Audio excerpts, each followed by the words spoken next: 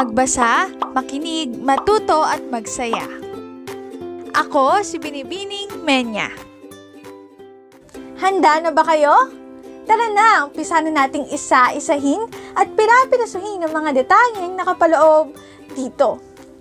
Ang Espanya ay matatagpuan sa timog kanluran ng Europa. Sinasakop nito ang humigit kumulang 85% ng Iberian Peninsula. Ang wikang Espanyol ang ikalawang pinakamadalas na wikang ginagamit sa mundo. Ang Espanya ang pangalawang pinakamalaking bansa sa European Union, na may ikalimang pinakamalaking populasyon sa Europa. Idagdag pa rito ang kasaysayan ng Espanya na isa sa maraming kolonya.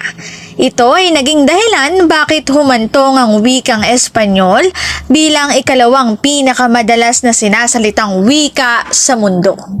Matatagpuan sa bansang Espanya ang ilang maharlikang pamilya. Kabilang dito ang mga hari at reyna, mga prinsesa at prinsipe. Gayunpaman, ang maharlikang pamilya ay walang taglay na kapangyarihan. Kaya bukod sa maharlikang pamilya, nariyan din si Pedro Sanchez, ang Pangulo ng Espanya na siyang namumuno sa buong bansa. 45 UNESCO World Heritage Sites ang matatagpuan sa Espanya. Ang Spain ang may ikatlong pinakamataas na bilang ng UNESCO World Heritage Sites sa mundo.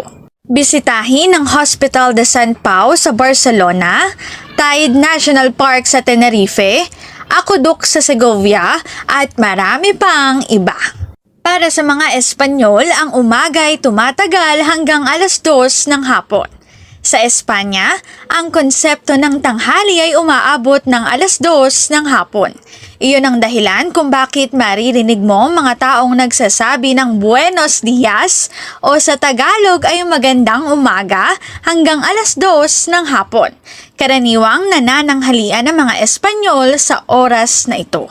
Ang hapunan naman ay karaniwang nagaganap tuwing 9:00 ng gabi.